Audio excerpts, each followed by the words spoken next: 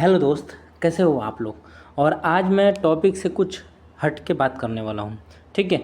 सबके मन में एक ये डाउट रहता है।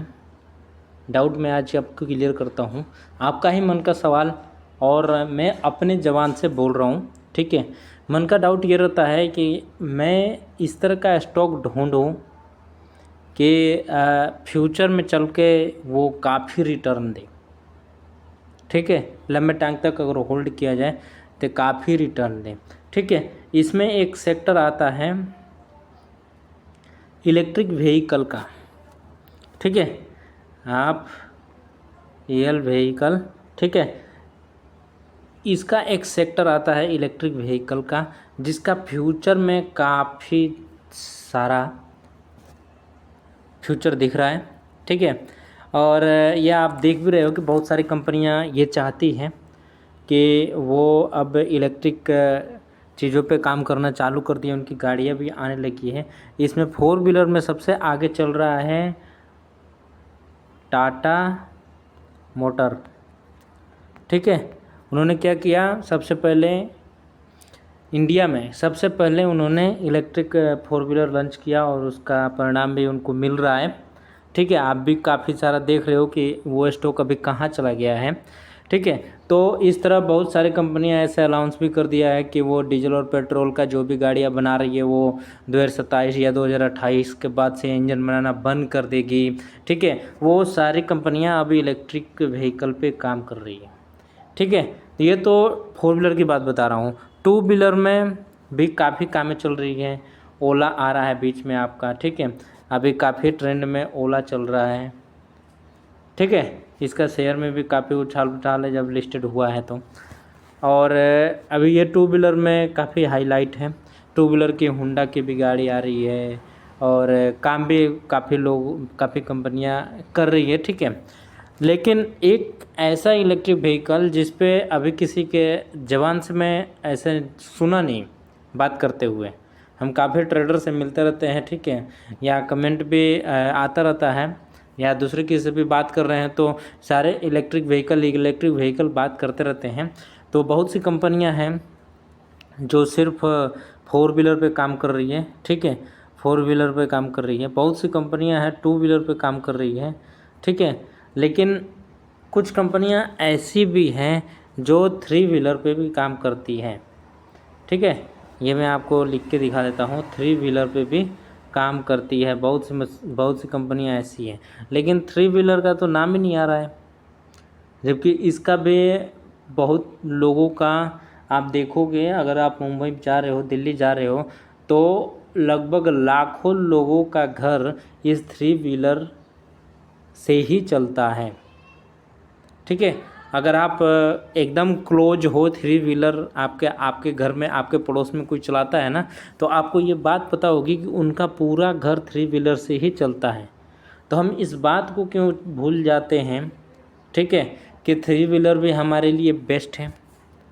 और अब बात करते हैं कि थ्री व्हीलर आखिर में कौन सी ऐसी कंपनियां हैं जो थ्री व्हीलर के लेके काम करती हैं। ठीक है। इलेक्ट्रिकल व्हीकल बनाती है या उनकी चीज़ें ज़्यादा चलती हैं, ऐसी कौन सी कंपनी है, ये भी आपके दिमाग में आना चाहिए। थ्री व्हीलर से रिलेटेड। ठीक है। अभी तो आप धीरे धीरे गांव में भी इलेक्ट्रिक व्हीकल थ्री व्हीलर में, ठीक है, ऑटो रिक्शा, ई व्हीकल जिसको लोग बोलते हैं, वो अब गाँवों की तरफ भी चलने लगा है। पहले सिर्फ शहर शहर में चलता था। ठीक है। अब लोग गाँव में भी इसका यूज करने लगे हैं। किसी को कहीं जाना है, वो नॉर्मल इससे कोई सामान लेके जाना है छोटे मोटे, तो वो लेके चले जाते हैं। खुद आना जाना है, इससे चले जाते हैं। तो अब गाँव में भी इसकी बातें होने लगी हैं। ठीक है। तो उसमें उसीलिए मैं ये थ्री व्हीलर इलेक्ट्रिक स्कूटर का बात कर रहा हूँ जी। ठीक है। इसमें अगर आप देखोगे तो एक स्टॉक है, स्टॉक का नाम है अतुल ऑटो। ठीक है।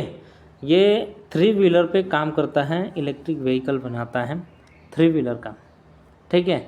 और ये इसके न्यूज़ भी काफ़ी बार आपने देखा होगा, लेकिन इसका चलने का जो रफ्तार है ना, बहुत धीरा है। चलने का रफ्तार बहुत धीरा है। तो अगर आप एक्शन लेते हो तो आप क्लियर आप इसके बारे में समझ लो, ठीक है। उसके बाद से भी अपना बाइंग का कोई पोजीशन बनाना और अपने किसी फाइनेंशियल जो आपके जो मैनेज करते हैं अकाउंट, उनसे भी इसके लिए बात कर लेना, ठीक है। आप चाहो तो ऑटो ई व्हीकल का और भी ढूंढ सकते हो। मुझे तो फ़िलहाल मैं ढूंढ रहा था तो मुझे एक मिला, इसलिए मैं आपको बता रहा हूँ, ठीक है। बाकी थ्री व्हीलर तो कई सारे बना रहे हैं, लेकिन जो मेजर करके जो मार्केट में लीड कर रहा है ना थ्री व्हीलर में, वो अतुल ऑटो है जो लीड कर रहा है, ठीक है। तो इसके बारे में हम सब समझेंगे अतुल ऑटो के बारे में कि मार्केट कैप कितना है, ठीक है।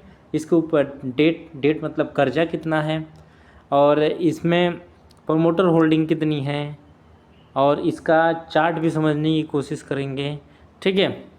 तो सारी चीज़ें ये समझने के साथ साथ हम और भी कुछ जानेंगे इसके बारे में।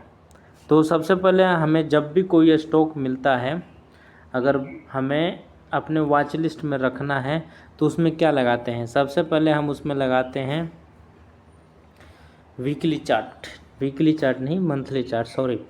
सबसे पहले लगाते हैं मंथली चार्ट। अगर वो लाइफ टाइम हाई पे चल रहा है तो ही हम उसको अपने वॉच लिस्ट में रखते हैं, वरना नहीं रखते हैं।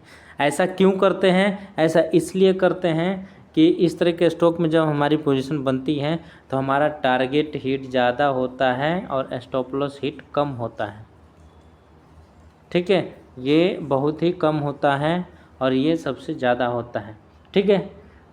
तो हमें टारगेट मिलेगा तभी तो हमें प्रॉफिट होगी, स्टॉप लॉस हिट होगा तब तो हमारा लॉस ही हो रहा है। इसलिए मैं बार बार आपको बोलता हूँ, अपने बहुत सारे वीडियो में मेरे सुना होगा आपने कि मैं बार बार यही आपको बोलता हूँ कि आप मंथली चार्ट लगा के एक बार खुद से चेक कर लिया करें। मेरा कहना या दूसरे किसी का कहना आप क्यों मानोगे? कुछ थोड़ा सा अपने बात से भी एनालिसिस कर लो, क्या पता ये बात लड़का झूठ बोल रहा होगा, ठीक है। तो लगाते हैं हम वीकली की जगह मंथली चार्ट, ठीक है। और मंथली चार्ट लगाने के बाद से हम इसमें देखेंगे कि ये क्या चल रहा है। तो इसमें मोमेंटम तो है, ये देखो मोमेंटम तो है, ये मोमेंटम तो है, लेकिन ये अपने लाइफ टाइम हाई पे जाके अभी खड़ा है। ये देखो वो लाइफ टाइम हाई पे मैं एक हॉरिजॉन्टल लाइन अगर खींच दूँ, ये रहा हॉरिजॉन्टल लाइन, और इसका लाइफ टाइम हाई इसका ये वाला एरिया रहा, ये इसका लाइफ टाइम हाई है, ठीक है। और ये अपने लाइफ टाइम हाई में एक बार ये 2014 में गया था, थोड़ा जूम कर लूँ, 14 में नहीं, ये शायद वो टाइम होगा, 1 मिनट मैं जूम करके आपको दिखाता हूँ। हाँ 2015 में गया था। ये आपको दिख रहा होगा कि इस प्राइस पे ये 2015 में गया था, ये 2015 रहा, ठीक है। और 2015 का ही साल रहा ये, जहाँ से ये हाई मारा और हाई मार के और कंटिन्यू डाउन चलता गया, ठीक है। और करीब 14 के बाद से 24 चल रहा है, 10 साल के बाद से दोबारा उस लेवल तक आया है। पूरा का पूरा 10 ईयर हो गया है, उसके बाद से उस लेवल तक आया है। तो इस बात का आप ज़रूर ध्यान रखना और स्टॉप लॉस लगाना अगर आप सोच रहे हो कि हम इसमें बाइंग करेंगे। तो ये लंबे टाइम के लिए स्टॉक बताया जा रहा है, ईवी सेक्टर को लेके, ई व्हीकल को लेके, ये चीज़ें आपको सारी चीज़ें मैं बता रहा हूँ। इसका अच्छा और बुरा हर चीज़ मैं आपको बताऊँगा। इस कंपनी के ऊपर कर्जा कितना है, ये सारी चीज़ें हम जिक्र करेंगे। अभी तो हम चार्ट देख रहे हैं, ठीक है। तो इस महीने जो गिरावट हुई है, इस महीने तो सारे स्टॉक गिरे हुए हैं, ठीक है। तो ये भी गिरा हुआ है, ये गिरा हुआ है। तो इसमें देखो ये कितनी बड़ी रेड कैंडल बनाया है, लगभग 712 रुपये से गिरते हुए ये 634 रुपये आ गया। लगभग 80 पॉइंट की गिरावट इसमें हुई है एक महीने में, ठीक है। और इसके चलने का भी जो चाल है ना, वो भी थोड़ा अटपटा है, आप खुद से देखोगे। ये देखो ये चलता ही कुछ ऐसा भाग गया, फिर 4-5 महीने आराम से गिर रहा है, फिर थोड़ा सा ऊपर चला गया। तो अपना पूरा एरिया कवर किया है ना, तो ये पूरा 10 साल लिया है इस एरिया को कवर करने में। तो प्रॉपर अगर आप स्टॉप लॉस और टारगेट के साथ ही इसमें अगर आप पोजीशन बनाने के लिए सोच रहे हो तो ट्रेड करना, क्योंकि स्टॉक इस हिसाब से ही चल रहा है। अब हम इस पे चलते हैं डेली चार्ट पे, और डेली चार्ट पे इसकी कंडीशन देखते हैं कि इसकी डेली चार्ट पे कंडीशन क्या है। डेली चार्ट पे देखो, डेली चार्ट पे कंडीशन बहुत ही बुरी है। अगर आप डेली चार्ट की बात करोगे तो इस पे कंडीशन बहुत बुरी है। लगभग इस महीने ये देखो किस तरह की डाउन ट्रेंड दिखाया है, ठीक है। और एक ऐसे पोजीशन पे जाके खड़ा हो गया है जो उसका सपोर्ट की तरह लगभग काम करता हुआ दिख रहा है। एक मैं हॉरिजॉन्टल लाइन और खींच देता हूँ आपको बताने के लिए, ठीक है। एक हॉरिजॉन्टल लाइन में और खींच देता हूँ आपको बताने के लिए, और ये हॉरिजॉन्टल लाइन रहा ये, जहाँ से ये सपोर्ट लेगा, ठीक है। तो मैंने सपोर्ट का भी लाइन खींच दिया। तो ये दोनों लाइन का आप ध्यान रखना, ये इसका लाइफ टाइम हाई का लाइन है, ठीक है, और ये इसका अभी जो सपोर्ट ले रहा है उसका लाइन है। थोड़ा जूम कर लेते हैं, आपको क्लियर दिखने लगेगा कि जो लाइन खींचा गया है उसमें आपको काफ़ी चीज़ें दिखेगी, ठीक है। तो जहाँ पे ये खड़ा है ये इसका एक सपोर्ट है जिसको काफ़ी टाइम बाद इन्होंने तोड़ा था और काफ़ी लंबे कैंडल के साथ तोड़ा था। अब चलते हैं इसके कुछ मार्केट कैप के बारे में, डेट के बारे में, ये सारी चीज़ समझते हैं, ठीक है। ये आ गए हम साइट पे, और यहाँ पे मैं आपको बता दूँ ये अतुल ऑटो है, एक बार आप देख लो। और ये इसमें पूरा क्लियर लिखा हुआ है ऑटोमोबाइल 2 व्हीलर एंड 3 व्हीलर, ठीक है। सेक्टर ऑटोमोबाइल है, 2 व्हीलर और 3 व्हीलर ये बनाता है। और इसके अगर मार्केट कैप की अगर बात करूँ मैं तो मार्केट कैप इसका 1762 करोड़ रुपए का मार्केट कैप है। ये आपको दिख रहा होगा 1762 रुपये का मार्केट कैप है।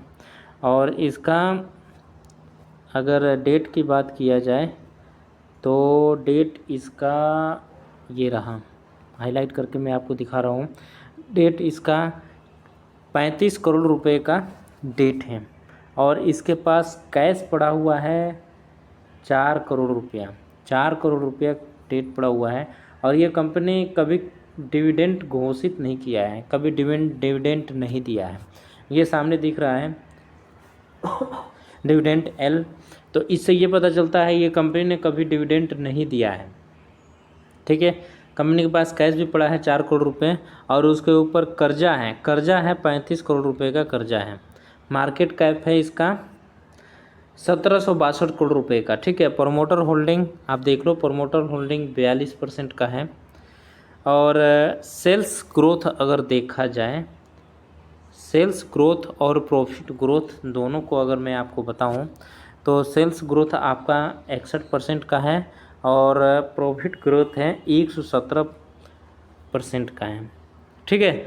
तो कंपनी परसेंटेज और सेल्स ग्रोथ के हिसाब से तो सही दिख रहा है, लेकिन जो 10 साल में चला है ना, जो लोगों ने इंतज़ार किया होगा उनके कितने पैसे टूटे होंगे और कितना उन्होंने इंतज़ार किया होगा, ये तो भाई अब उस बंदा ही बताएगा। कंपनी ऐसे तो अगर फंडामेंटल देखा जाए तो सही दिख रहा है, ठीक है।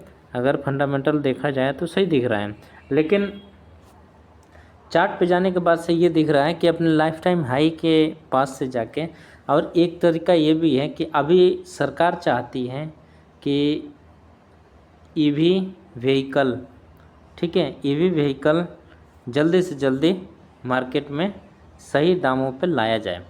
आ भी रहा है, लोग चला भी रहे हैं, ठीक है, बाइंग भी किया है लोगों ने और चल भी रहा है, और लोगों का थोड़ा रुझान बढ़ा है। और पिछले जो 14 से लेके और 20, 21, 22 तक का आप सत्र देखा होगा, उसमें सरकार इतनी कोशिश नहीं कर रही थी इलेक्ट्रिक व्हीकल को लेके। तो कुछ कारण ये भी था कि ये सेक्टर थोड़ा पीछे रह गया, लेकिन अब सरकार का ध्यान ईवी के ऊपर है, तो हो सकता है फ्यूचर में बहुत ज़्यादा ग्रोथ कर जाए ये सेक्टर। तो एक बार खुद से एनालिसिस कर लेना, उसके बाद से ही आगे बढ़ना। और मिलेंगे हम कुछ ऐसे ही टॉपिक के साथ, तब तक के लिए थैंक यू।